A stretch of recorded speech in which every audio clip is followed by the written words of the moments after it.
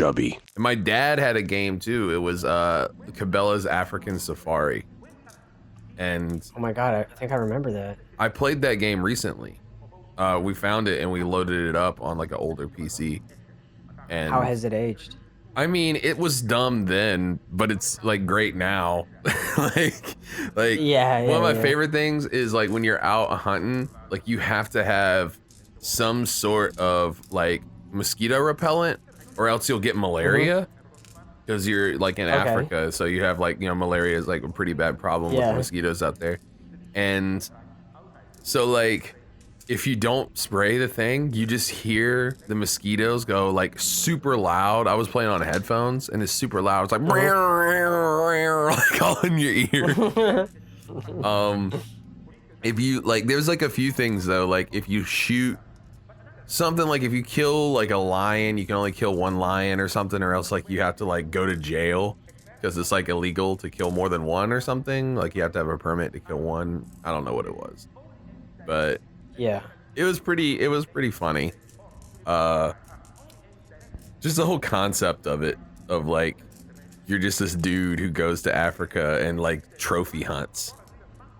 Yeah, that sounds pretty. It is weird. I don't know if like people would make a game like that today. I mean, I feel like there's definitely when I was in Cali, we watched with Matt and the Tucker brothers and shit. Like we watched some dude playing a Cabela's hunting game, and it's like so funny to watch now. The dude, I'll link it to you later, but like there's this dude who's like, he like kind of role plays like he is hunting, like while he's doing it, and so he'll be like, oh, I'm downwind, and he has to like spray doe urine. Like it's just funny, like the whole thing. But yeah, that sounds funny. How's it going over there, buddy? Yeah, everything's great, dude. I've just finished Oregon. Oh, hold on. Yeah, sorry, your camera was a little bit off. It's okay. I've just finished organizing the black pieces and the green pieces. And by organizing, I mean just like putting them aside into their little individual piles per type of piece. So now moving on to yellow pieces. So we're still pre-gaming. Pre-gaming. Okay, yellow pieces are done too. Cool. There are only 2 of them. Now I'm gonna do the orangey, bronze, golden pieces or whatever, and then move on to gray, and then gray. I was gonna say, I don't know why. We're gonna move on to Gruyere. We're gonna move on to gray, and then last but not least, we're gonna complete the purples, and then we'll be able to start. So that's good. That's good. I don't know if this is what I'm doing is what other people do when they play with Legos or Nanoblocks or whatever, but I like, I don't know about you, but like let's say I get some furniture, I don't know, like IKEA furniture for whatever reason, right? Yeah. You organize everything. I will organize the pieces first. Yeah. So this is how you and me are different. This is like how to highlight the differences in our personality, like to a T. Now, if it was IKEA furniture, that's different. I would definitely do that. But me, like I'm like a let's work out of the giant pile very inefficiently. Like this, like I never organize anything. I think I was like that maybe as a kid a little bit, where I kind of didn't. My I think with this I would have to though. This I would have to, but if it was like Legos or something like that, it would definitely be a giant pile. That'd be my. Oh, okay, I see. Yeah, for me, it's not wasn't my instinct before to organize things, but now it just makes sense because I actually find it kind of chill to organize these things and talk. I don't know. It's kind of it's a vibe. Yeah. But also it's just I know that like at least I think I'll more effectively approach this whole thing if I organize it first. Yeah, if I first organize all the pieces and then I jump into actually putting everything together, at least I'll see everything before me, and I think I'll make better use of my time rather than like, oh, what's it? Because a lot of these pieces, like these 2 pieces, they look very similar, but they're not. But then there's this other piece that looks very similar, but it's not. There's so many of them, and because they're so small, it's a just more challenging to differentiate them. So just saving myself some time, honestly, by I don't know, man. organizing. That sounds kind of racist. Well, on the bright side, I'm done with all the colors except for one at this point. So Hmm. Hmm. Go I've on. just got the purple. Go off. I've only got the purple one left, which is The the true this is king of colors. it is the EVA-01, so it is the primary color that we'll be working with here. Um, have you ever like considered copying like Warhammer or like Lord of the Rings or something? Just the characters, so you could assemble them. You know, like you glue them and then paint them, and that's it. Just to have that chill kind of moment. So what do you think I am? Some kind of nerd? Yeah, No, I would. I don't know. I 'cause feel like I would you're probably good with like I would. tedious stuff.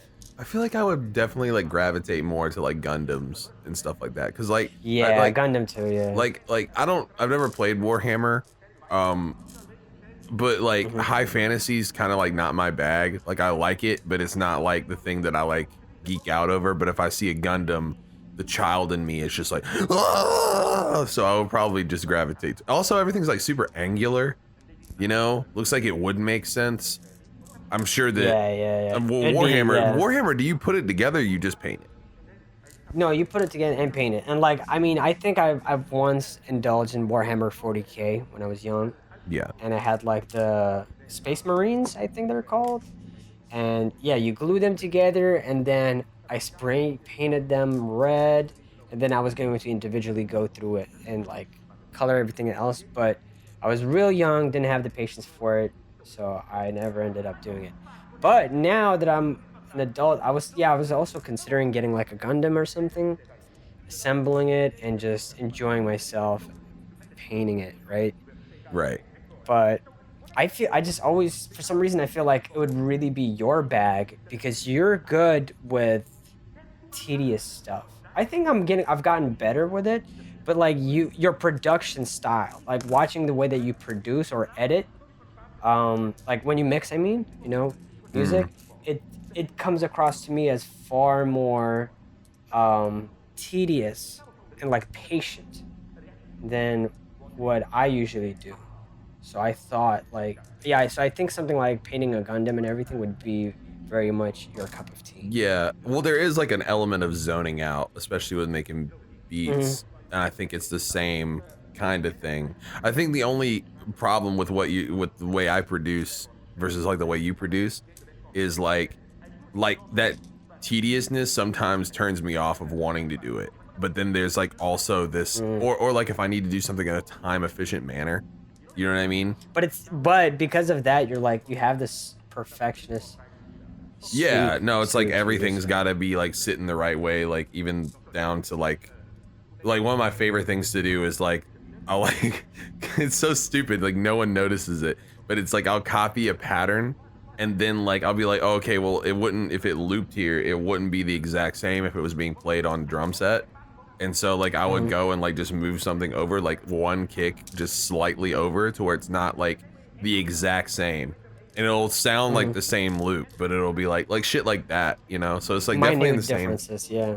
Yeah, yeah. So stuff that like no one will really notice but me, you know? So it's Yeah, like cause the cause you're the type of person who like I remember like watching you produce or like mix something, and you'll be like looping 2 seconds of like you like press play, stop, move something, press play, stop, move it back a bit, press play, stop, move it a little bit back front again, press play, stop, replace it with something else, and like over and over and over and over again is the same thing. If you're not a producer and you were in that room or oh someone who wouldn't yeah. understand how this works, you'd probably think like, dude, like are you struggling?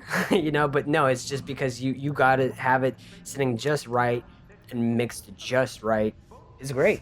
Yeah, it's also like it's one of I those really things. appreciate it. It's like I kind of wanted to go back to streaming on Twitch making beats, but like I also have this like feeling of like it's probably not like the most like fun thing to watch in the world.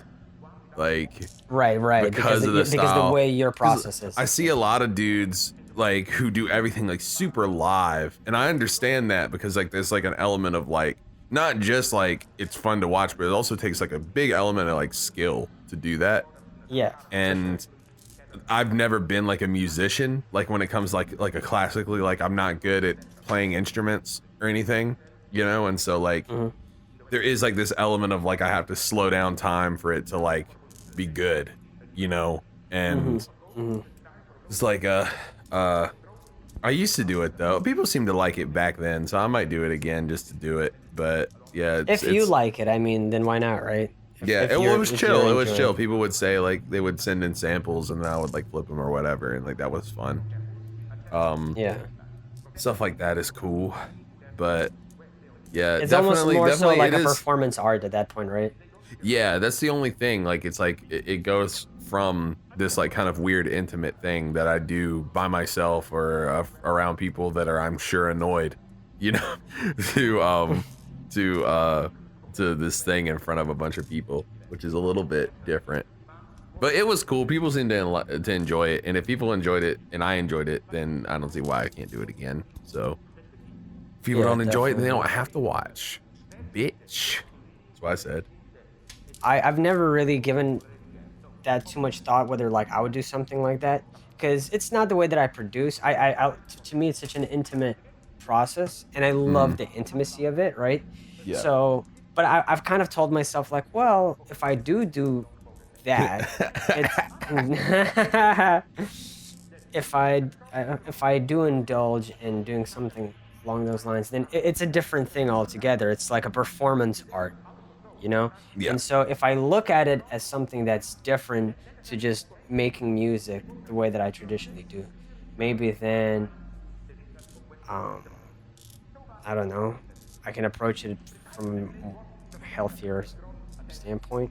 Yeah, maybe. I mean, don't do something like, I mean, there's nothing wrong with putting yourself out of your comfort zone, but I would say like, don't just do something to do it though. Like if you wanted to do it, then do it. But like it'd be like totally understandable. But there's also like this like element that I kind of fear with doing it. That's like people see what I do, and like I have like, okay, I've been producing for like a long time, and I have like a very like certain subset of tricks that I use, right?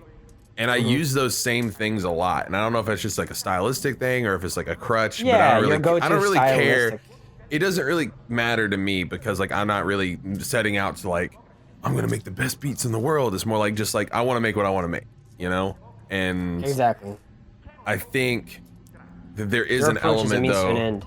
I do, but I don't want people to like see it and be like, wow, he's doing that same thing that he does every time again, and like just see that it's like oh, this is like anyone can do this. This is like weird element of that to just like people shitting on like your approach. Yeah, well, it's also like there's this weird kind of like, okay, for example, like I think like one of my favorite producers is Ugly Mane or Sean Kemp, right? Yeah. But like I never want to see how Sean Kemp makes beats. Like I never want to see how that production is done, because like there's this like certain like mystery that's like around that I'm sure is just like some dude in front of a fucking screen on FL Studio, but there's also like this element of like I don't know how he made it sound like this, and I kind of don't want to know. Same thing with Madlib. Magic. Yeah, like this kind of like this little mystery and magic behind it, especially like these like Madlib, MF Doom, like those type of dudes who are just like really, really good at their craft, you know? And yeah, I don't want to see how, I mean, I know how they make beats because they've talked about it, but I don't want to see it because it's like it's too good. Like I don't want to see this like forbidden knowledge. So yeah, definitely. Also, the thing that's also scary about it, you know what's really scary about like Madlib is like, you know that what he's doing is simple. He's just very, very good at it. Like, that's the thing that's like, everyone's like, oh, like, what kind of tricks does he have? He probably doesn't like even have tricks like that. He's probably just that fucking good. You know what I mean?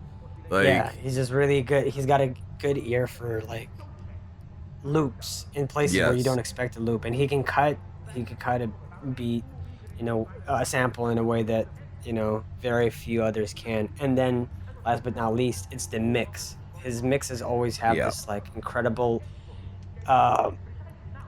a signature warmth, I would say. Very much so. And it's not just like, because it's like, I think a lot of people just assume that like, oh, he's on an MPC, so it's got that warmth to it. He's sampling vinyl, it's got that warmth. And then he's like, oh, but then he's on an iPad, and it's like, okay. Yeah, and that's like my favorite. That? That's like my favorite mixed record of the year was Bandana. And I'm like, just the way everything sits is just like perfect. It's dirty and raw and dope. You know, it's clean at the same time. It's this weird combination of like dirty and clean. I don't know how to describe it. Yeah. And I know what you mean. But it makes it seem like all those dirty, gritty elements are like incredibly intentional. And basically, the dirtiness is a part of the texture, and that's why it sounds so clean. It's because it doesn't seem like a circumstance. It seems like, oh, it's a product of a calculated decision or something. I don't know. Again, maybe we are overthinking it because we don't see what takes place behind the curtains, you know? Yeah. And I don't want to know what happens behind the curtains either. There's also like this element of like I mean, I'm sure that Madlib and Freddie have like access to pretty much anything in the world, like music wise. Like if they wanted something, like in a piece of equipment or something, they could find it or find some way to use it, right? Yeah. But there's also like this element of like doing the best with like shit. Like that's what it kind of like their whole, like that whole, I don't think that it's necessarily that, but like that whole scene has this kind of like vibe about it. Like, well, okay, everybody else has like these like $1 million studios behind them, but we're gonna like take an iPad and a dude and a microphone and a turntable, and we're gonna make like the dopest shit. And it's gonna sound way like more like, it might not be as clean as like this record, but it's gonna be like better. It's gonna be art. You know what I mean? This like dirty, grimy, clean, textured thing. And that's cool because it's like the same attitude that like kind of like what we do, probably just not as good.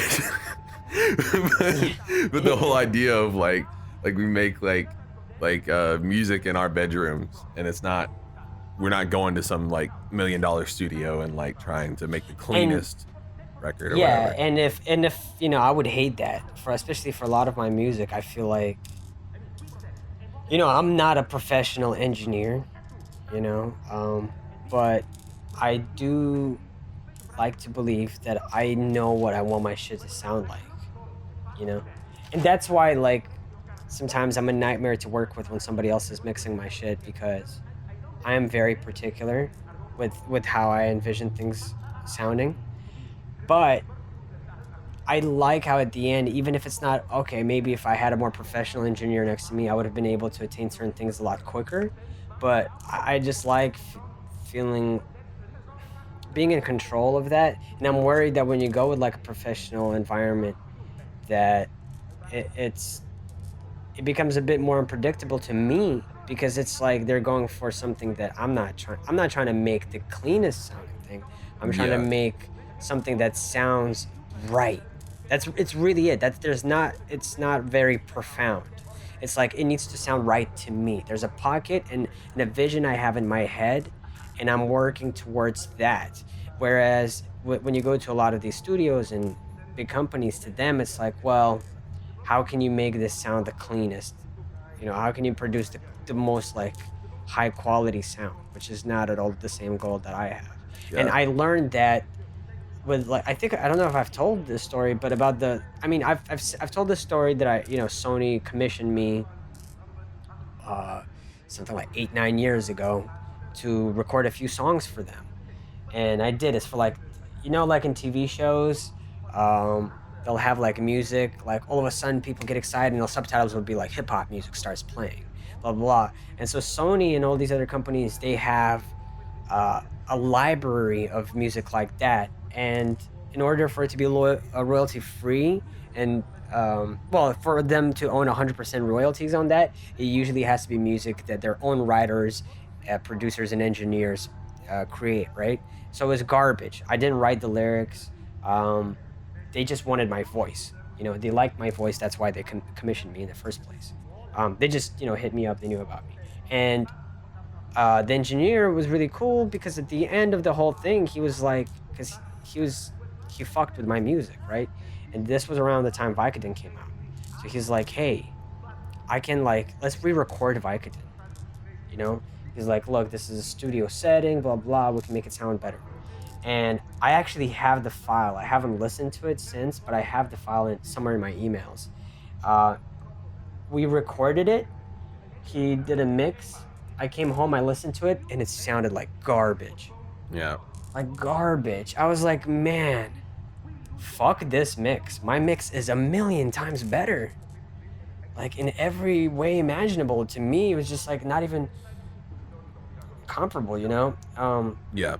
And that made me realize, like, okay, fine. That was like a turning point for me where I was like, okay, I'm not, you know, I'm not like fucking Dr. Dre, but I know what I want and I can accomplish it. Well, there comes like a point of here's my problem with people because I think we kind of had this conversation before, but like my problem with like people who do these like exacts, like everything's like a science, everything's a formula. Like the issue with that is like that works for like two genres of music. Okay. Now, like at the time that these formulas were made, they were probably the most popular types of music. You see what I'm saying? Well, let's say it was just pop music. Right. Right, because pop music it's literally in the name, pop music. Like it's like the most popular thing, you know. It's will probably prevail to be the most popular thing, you know. Like right. So if you're mixing down like a Taylor Swift record, okay, you're not gonna take the same steps that you would mixing down a Freddie Gibbs record. You know what I mean? Or like yeah. There is no like the problem with like these formulas is like they're set up for, in their minds, the most popular thing, the most successful way to mix, and that takes the artistry out of it. That takes the experimental part out of it. Which, I mean, I'm not saying like our early mixes were like super crazy experimental or anything, but there is this element of like, not necessarily us, but like rappers like us around that time, we made a sound that was very much its own at the time, mixing wise, production style wise, like everything, you know. It had its own thing going on, like early 2010s. Like there's a lot of dudes who were doing a lot more like indie sounding stuff, a lot of stuff with like more edge that was like kind of different mixing wise and stuff. And like, I don't know, it's just, it seems so like such a like sterilized, soulless way to go about things, to be like, oh, it has to be like this. Like, no, like you have to trust your ears. If you don't trust your ears, like if people give you criticism on a mix and then you're like arguing against it, I could understand if it was like a experimental thing, but like the whole point is to make the listener's experience good, I guess. So it's like, well, yeah, and especially I you know, I think we've both had this experience of where we'll be like, well, I think this sounds better, and they're like, well, no, you're wrong, you know. And it's like they kind of say like, well, no, there's a science to it, and this is how it sounds better like this. And just because it's textbook, it's better because it's cleaner, it's quality. You can hear the instruments more clearly, perhaps. The high end is less harsh, the low end is more defined, whatever it is, right? But to me, it's just like, it sounds like, no, it doesn't have the same oomph, it doesn't have the same personality. Yeah. And so to me, so yeah. But I mean, this it is what it is. You have to take risks in what you do. I'm not saying like all musicians have to take risks, but I do have this like kind of feeling like those people that are in the textbooks that people are studying, like they took risks to get where they're at. They didn't just do what everybody was doing. They like, do you think like okay, like Quincy Jones, like he was mixing down like the fucking like the Michael Jackson records and stuff, like that whole thing with him like mixing at a very low volume and then like upping it like all that stuff. Like no one taught Quincy Jones that. Like Quincy Jones just like figured that shit out himself. You know what I mean? Like that's how you get a Quincy Jones. You know, like there's no, like Dr. Dre was like in his master chain of the Chronic 2001, like shaped the way music is heard, because he was just like, it's got to be louder. It's got to be louder. We got to push it as loud as we can. And that's why we have music that's super loud now. You know what I mean? Like trends come from somewhere, you know? And I think that you could literally just be in this little box, this little safe bubble, and be like, well, I mean, I did what they said in the book. And then you could just be another person who was fucking following a book, or you can do whatever you want to do and make a wave, you know? So speaking of following a book, I'm done. That's it? Organizing the pieces. I can't believe it. You're finished with the whole thing. And it only took me 45 minutes to organize all the pieces. Yeah. Woo, yeah. Whoa. And I probably made some mistakes here and there, but in terms of piles, I've got 1, 2, 3, 4, 5, 6, 7, 8, 9, 15, 16, 17, 18, 19, 20. I've got a lot. I've got more than 50 piles, I think, here. There's a lot of piles. You did good. And I can't wait to finally build a Ava. Woo. Next time on Chibi Chubby. Not next time on Chibi Chubby.